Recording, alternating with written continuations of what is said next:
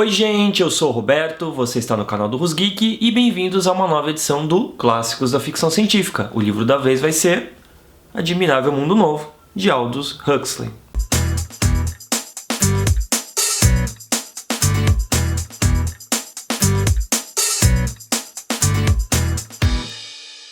Aldous Leonard Huxley foi um escritor, crítico e ensaísta inglês nascido em 1894 e falecido em 1963. Apesar de ter escrito muitas coisas durante sua carreira, ele se tornou mais conhecido pelos livros As Portas da Percepção, de 1954, e Admirável Mundo Novo, de 1932. Considerado um pacifista e um humanista, Huxley foi indicado ao Prêmio Nobel de Literatura 7 vezes. Em Admirável Mundo Novo, Huxley imagina uma sociedade assustadoramente parecida com a nossa. A história se passa no ano de 2540 ou 632 depois de Ford. Ford aqui é Henry Ford, um dos pioneiros da indústria automobilística norte-americana e que no livro atingiu um status quase divino. Nessa história, as classes sociais são criadas via engenharia genética. As classes mais baixas são geneticamente alteradas para serem menos inteligentes, enquanto as classes mais altas têm habilidades cognitivas maiores e cumprem funções diferentes dentro dessa sociedade. O livro acompanha dois personagens principais, Lenina Crow e Bernard Marx. Lenina aceita a sociedade na qual ela vive muito bem. Bernard já nem tanto. Durante uma visita desses dois personagens a uma reserva de selvagens, eles observam rituais e encontram uma mulher chamada Linda. A Linda fez parte da sociedade deles um dia, mas ela se perdeu na reserva quando ela foi visitá-la uma vez e agora ela vive lá com o seu filho, um rapaz chamado John. O problema de Linda é que ela engravidou e, portanto, não pôde retornar à sociedade. O que acontece é que, nesse universo criado pelo Aldous Huxley, o sexo é estimulado, mas as relações familiares não.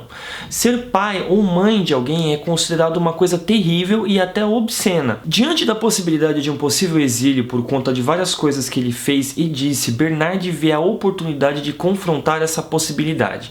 Ele leva John e sua mãe para o seu mundo, e lá o rapaz selvagem vira uma celebridade instantânea. Toda a sociedade de Admirável Mundo Novo é voltada para a felicidade de seus cidadãos, não importando o custo.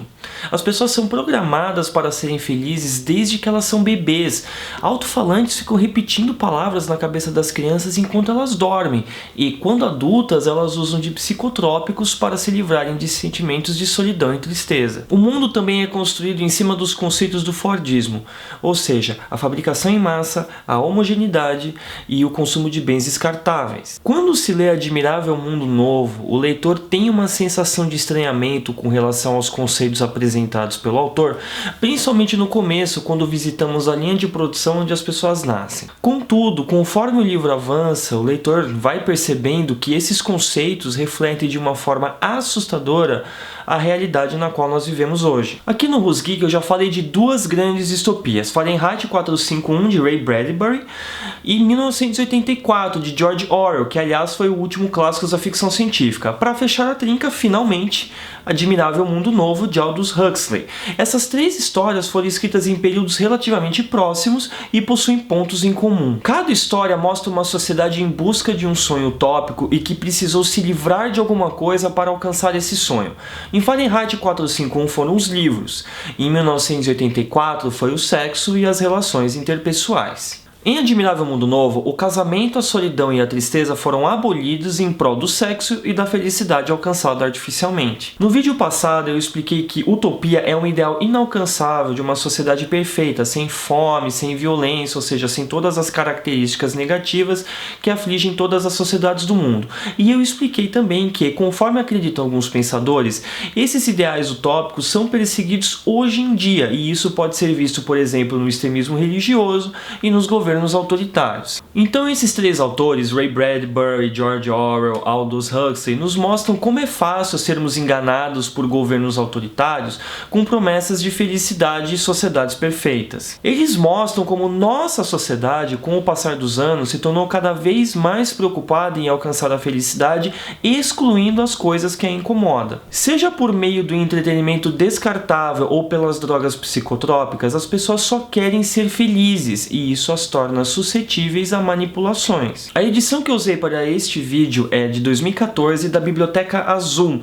a editora que mandou pra gente. A edição conta com tradução de Lino Valandro e Vidal Serrano, e o link para comprar o livro encontra-se aqui na descrição do vídeo. Bom, como eu já disse sobre alguns livros da série Clássicos da Ficção Científica, este é um romance de ideias, não de histórias. Consequentemente, eu tive uma certa dificuldade para gostar propriamente do livro, porque não há uma conexão a ser estabelecida com os personagens ou uma trama para ser acompanhada. Uma coisa que me incomodou nesse livro, que me incomodou também em Fahrenheit 451, é que a protagonista feminina é aquela em sintonia com a sociedade na qual ela vive, enquanto o indivíduo masculino é o indivíduo dissonante. Dito isso, assim como 1984, Admirável Mundo Novo é um livro extremamente complexo e que foi responsável por moldar a ficção científica tal como a conhecemos hoje.